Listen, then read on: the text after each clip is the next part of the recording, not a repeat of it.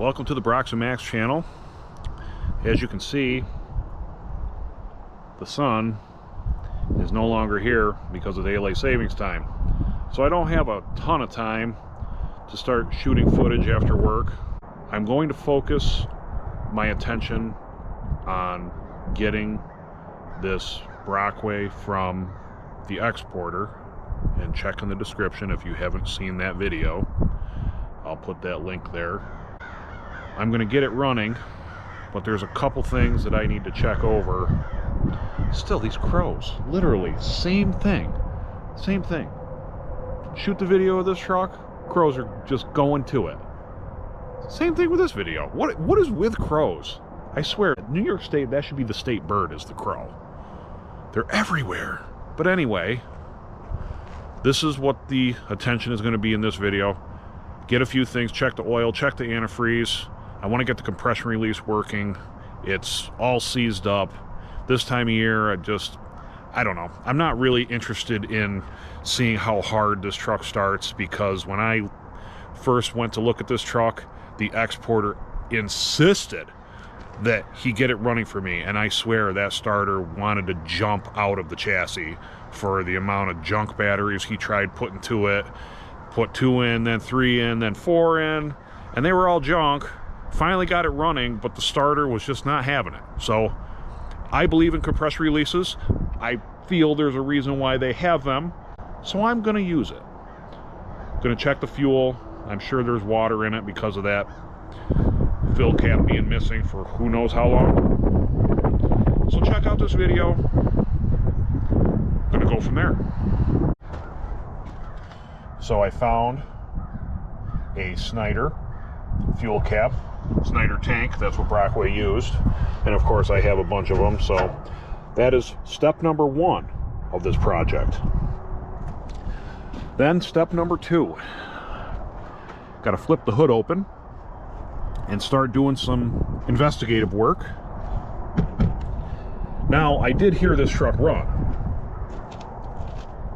and this is a running video eventually.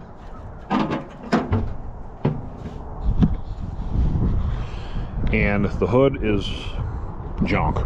It's junk. It's absolute junk. Like, stick fingers in holes, junk. It's got a huge sag in it. It's junk.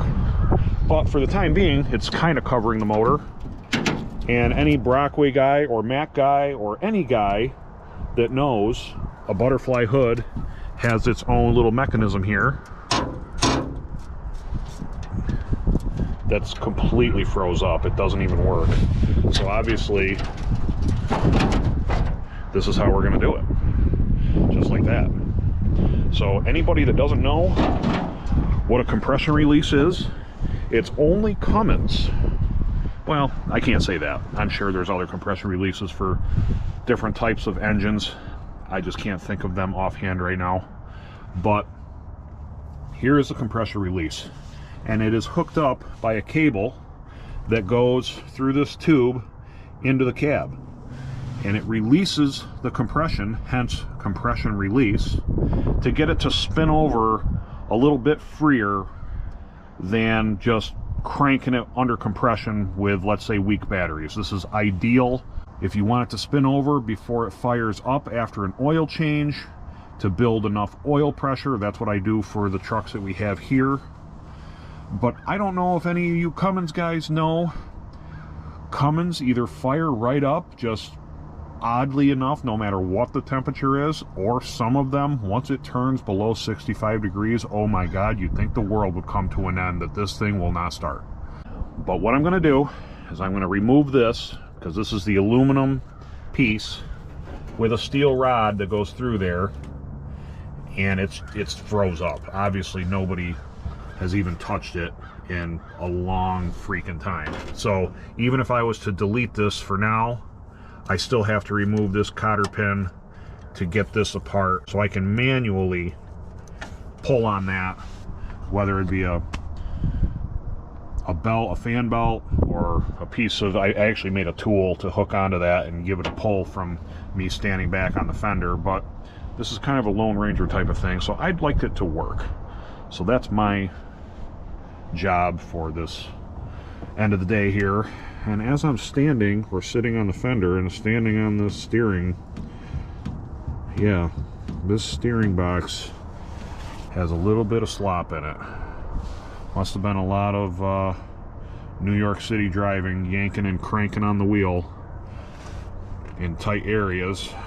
So let me get this camera figured out here.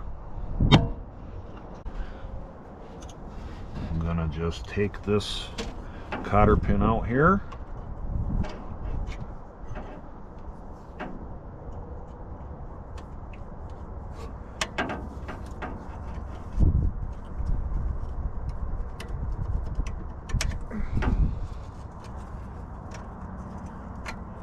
Drop that down.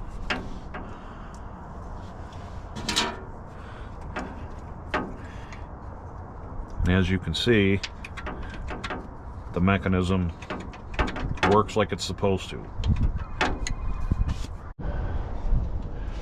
So I got to run back in the garage to get my impact wrench, get a 1/2 inch socket and a 3/4 socket for these 2 bolts. And in theory, that should come right apart. And I'll bring it in the garage and see if I can get it warmed up and loosened up, get that pin out of this housing here and make it functional. And that's the first step here. Actually, it's the second step because I did the fuel cap. I just removed this piece. Apparently I took no footage of it. My bad. But here's the piece. And this pin right here is caught in this piece of aluminum.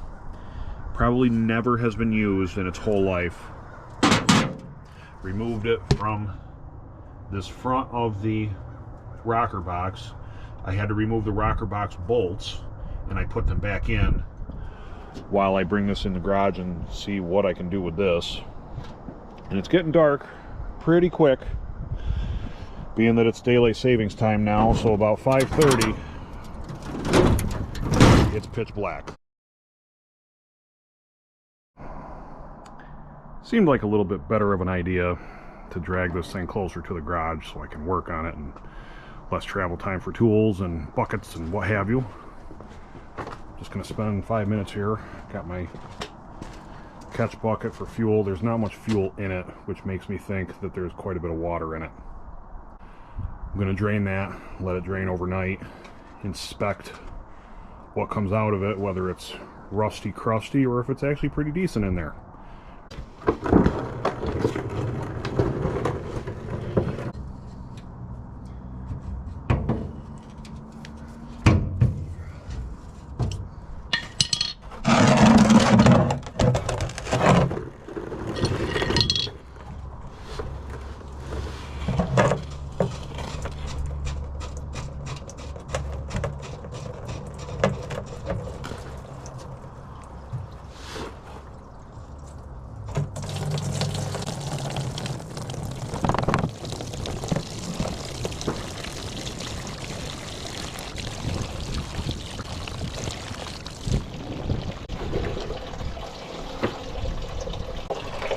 It's actually not as bad as I thought. It was mostly fuel, hardly any water. There was a little bit of crust inside the fuel line, so I just kind of did one of these to flush it out. It looks pretty clean in there now. But the problem is, it'll drain only so far because there is a neck soldered onto this fitting about 2 inches up into the tank. So that's what I'm really concerned about, is what's at the very bottom of this tank. I'll get this fitting off and see what I find.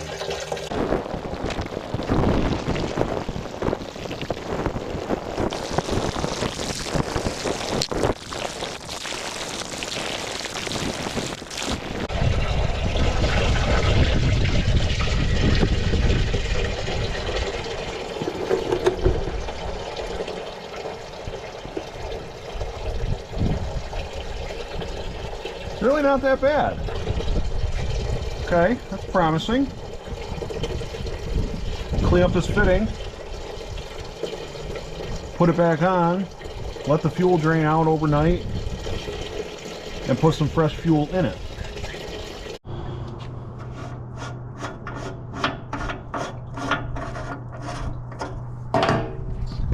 Let's see what's inside here.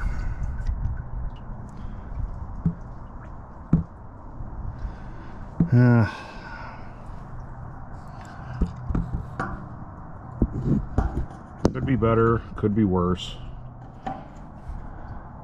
I've seen worse, but I've also seen better. I think it's just got the normal 50 years of a little bit of sediment at the bottom, but nothing came out in the fuel. So it must be just surface rust inside there. Pretty common. Nothing you can really do about it unless you cut one end out and sandblast it out. I guess you could attempt to steam clean it, but you're only going to get so far. And I don't want to contaminate it more with more water. I might dump maybe some more fuel in it just to try to slosh it out. I don't know. I'll find out. I'll do some thinking about this.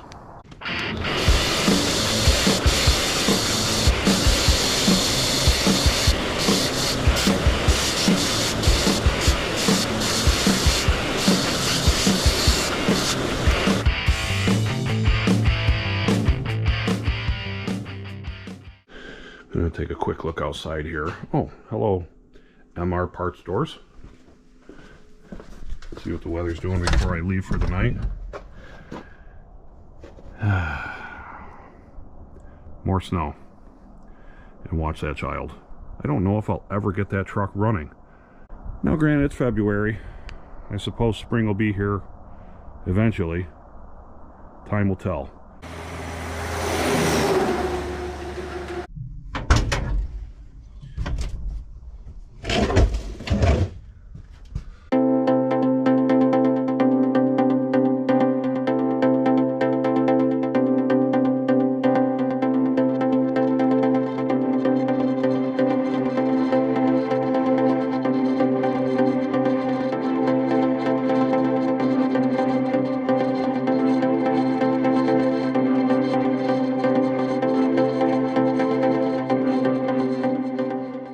Now that I have the shag carpet unearthed from many years of moisture and just snow and ice and condensation, mostly coming from the headliner because the roof had a huge dent in it, like somebody was square dancing up there and left a pool of water.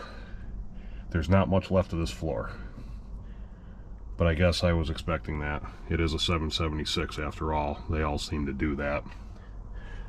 I'm going to yank out these seats eventually once I get this thing running and figure out, is there a somewhat easy fix to be able to put your feet back where they should go instead of on this crossbar cross member here.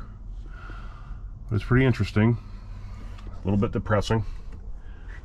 I also don't understand, after me digging through all of the contents on the floor, I found keys like that and ignition like that.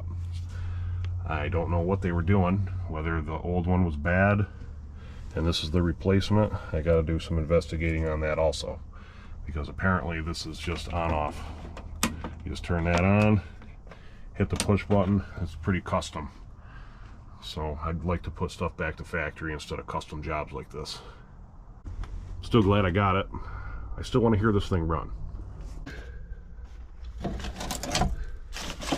Ugh. Oh, this is nice. Crack pipe. Sweet. Losers. Even a mouse chewed a huge asshole right in the plastic. Man, this is disgusting.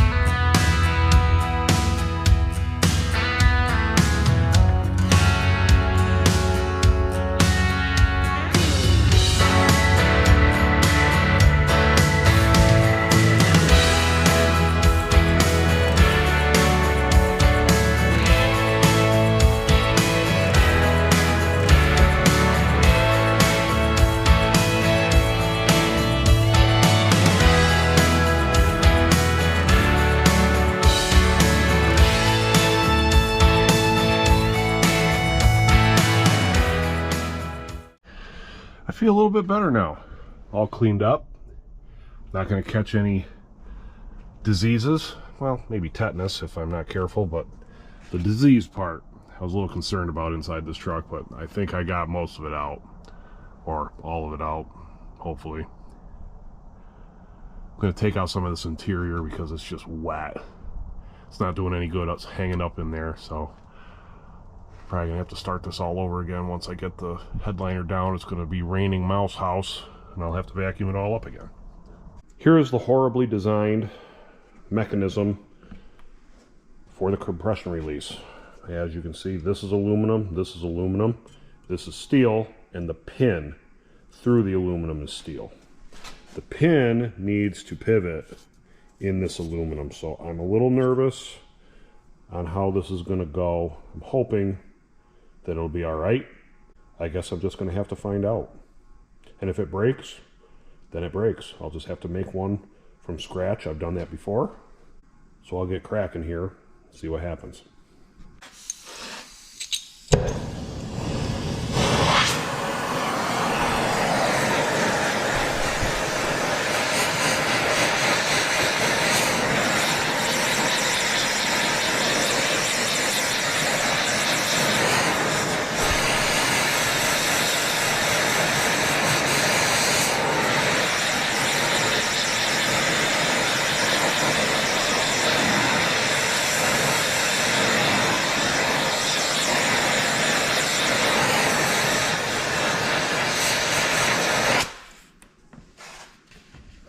So aluminum does not tell you when it's cherry red. I'm just doing a little guess here. Oh, sweet. All right, so that was a success. Hopefully it'll stay expanded and get all the rust and crust out of it. And I'll spray some penetrating oil on it, trying to keep it so it'll move around like it's supposed to.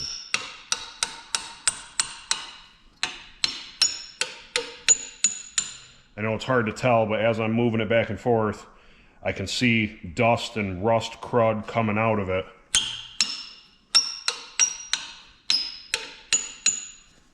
I'm going to take my welding glove here and... oh yeah. This is going to work perfect. Success! That really wasn't that bad at all. I'm extremely happy with that. I'll get this cleaned up a little bit and install it back on the motor so I have a functioning compression release. That way I can at least pull that to get some oil pressure going, or if the truck for some reason, the way it's wired up, I'm just going to try to get it started. I'm not going to mess around with the ignition switch, but if I can't for some reason get it to stop and I can't stall it, because that's another story. This transmission is a TO 955 ALL. I found that shift pattern when I was vacuuming that truck out. So I'm pretty sure it's still the original transmission to the truck, and there's technically, if you follow the shift pattern like you're supposed to, it's technically has two neutrals. In a way, it's the only way to make it make sense. So if I for some reason have it stuck in gear, at least I can pull the compression release to pull the compression out of the motor and stall it that way. That's kind of why I want to put this back in place in case I do have a problem.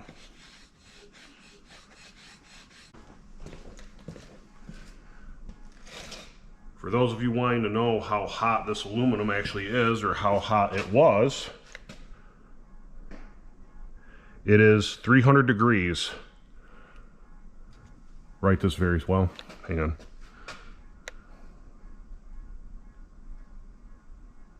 Yeah, it's cooling down pretty quick. It was 300 degrees. Now it's down to 260. So it's cooling down pretty quick. I still wouldn't touch it though. I took this arm off of that. Yow, that is still warm.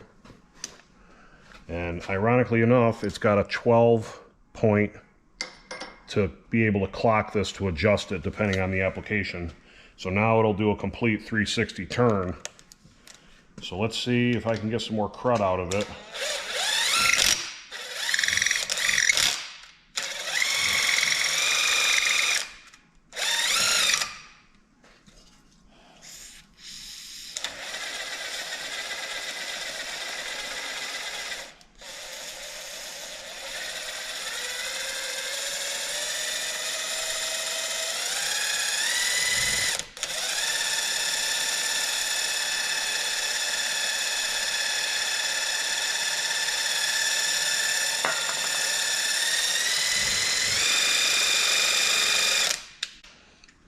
Kind of cool. So this thing is good to go. Oh, look at that. Look at that. It's good to go now.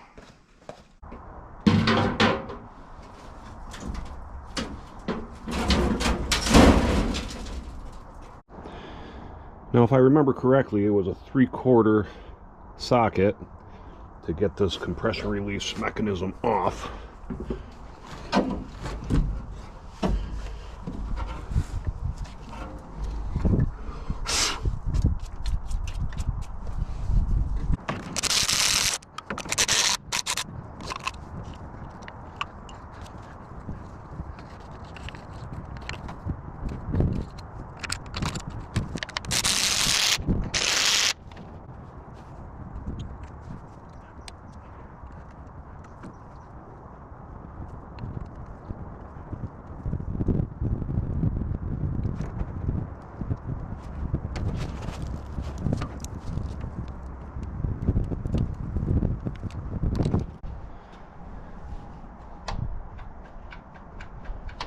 Perfect. Now, the rest, let's try to figure out if I have enough stuff here to hook this back up. I cannot remember. I have to go through the footage to see what happened here.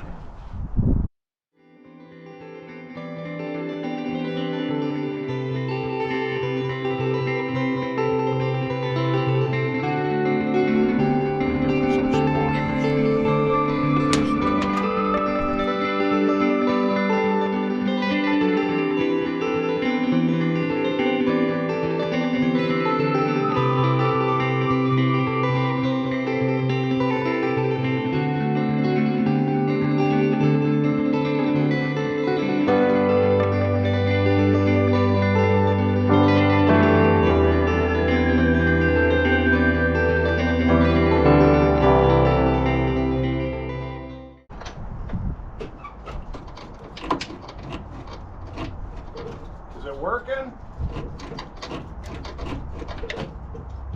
Feels like it's working.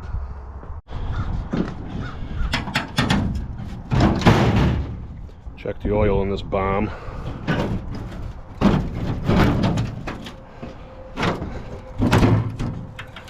Oh my goodness. This hood is junk.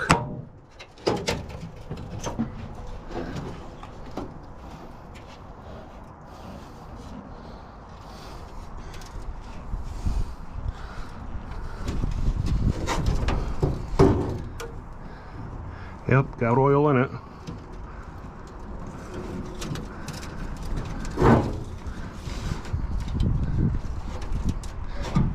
Check the water while I come right here.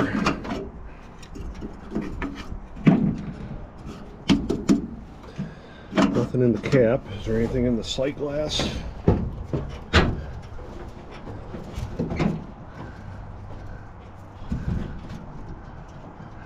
Nothing in the sight glass. I may have a solution for that.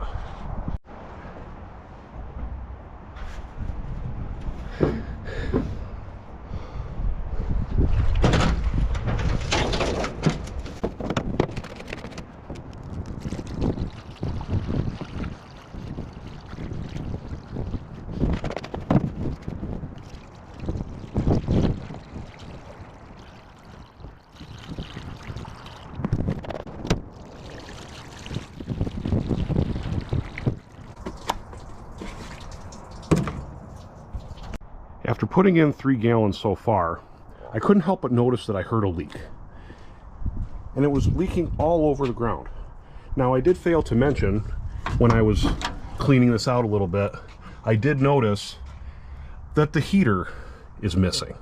Well, the housing is still there, the motor is not, and neither is the heater core. I didn't think much about it. Obviously somebody just tore it apart and didn't care, so they must have just wanted it for the scrap or something. But if you're gonna do that, please, people, all you gotta do is shut off the ball valves that you cut the lines on. Food for thought for all you thieves out there. I'm gonna close them up, and then I'm gonna keep filling this with antifreeze. I don't know how long it's been low on coolant. It's just the unknown of a used truck. You just never know what somebody has done in the truck's lifetime. Hopefully it didn't hurt the motor. Only time will tell.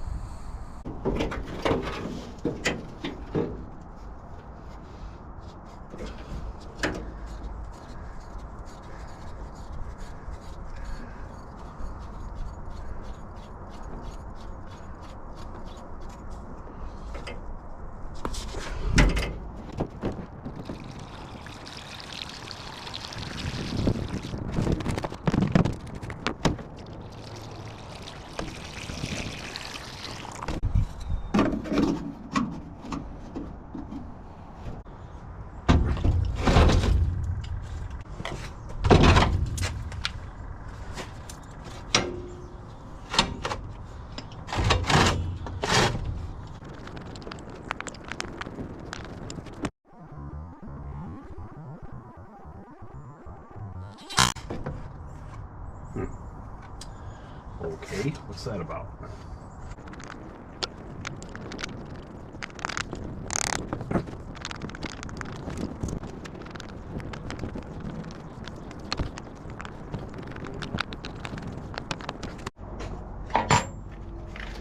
Look at this. This is a live cable on the hot side of the battery. What do these exporters do just to get them to their country?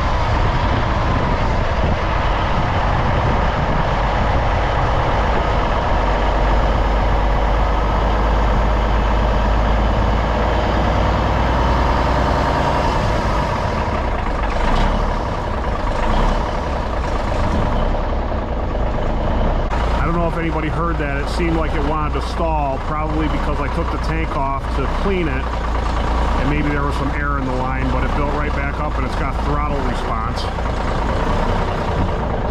You can't quite tell because it's sunny out. It's got a little bit of smoke, not bad.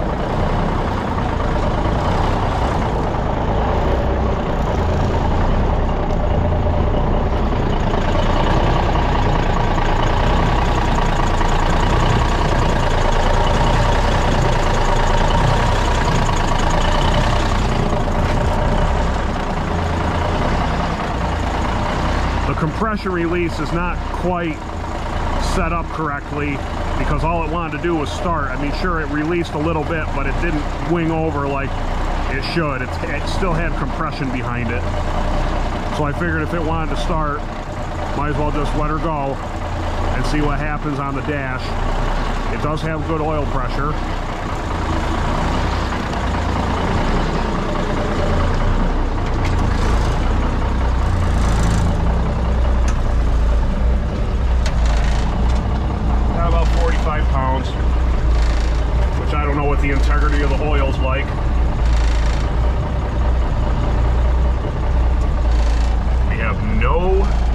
air pressure though.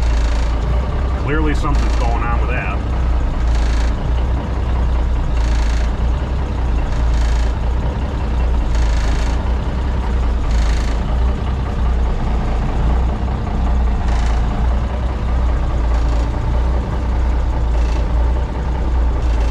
Power steering works. Yep, no air response at all. Let's have my spring release ready to go.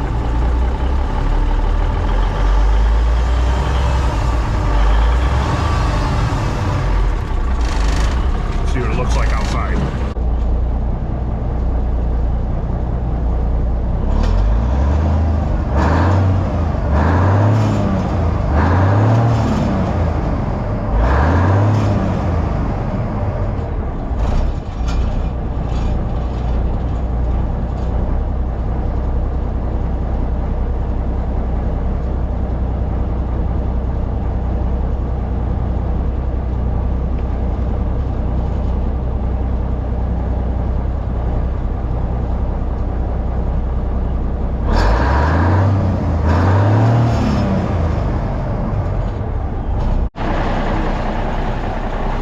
After fumbling around trying to make sure it wasn't in double neutral with that TO 955 ALL transmission, somebody must have changed it once upon a time, because it's just the regular shift pattern like you would normally see with no double neutral. It's just a regular neutral. I'll see if I can get a shift pattern so somebody knows what I'm talking about. But it runs fairly well. I might move these batteries in that panel and see if it moves around like it's supposed to. I gotta be careful though with no brakes. Before I pull the last block out of the way, I found the answer to my prayers. I went to move this dangling what I thought was a fuel line, and it's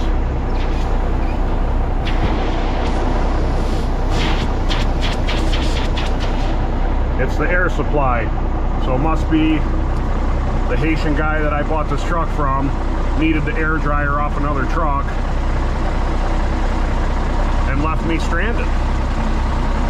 At least now I know what the problem is, which is always a good thing. I turned the light switch on. This headlight works. Can't quite tell, but I got a couple roof lights on. There is some light to that light bulb. What we got going on for four ways? No? Oh, yeah, nothing. Got no four ways. Anything in the back? Nothing. Absolutely nothing. No surprise there for a roached out Brockway. I'm going to pull that last block and go for a spin.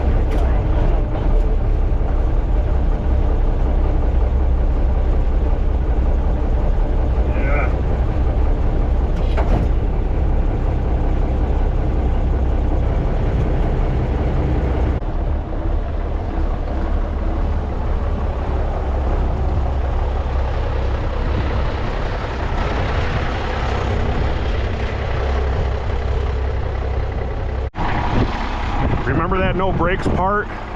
Well, that's why you always have a sand pile handy. Now always check your mirror for the sand pile. It wasn't an abrupt stop, but you definitely felt something. Being that there's no air in this truck and the transmission's stuck on the high side. Been a long time since I had to use a rope on a throttle pedal. Hope I remember how to do it.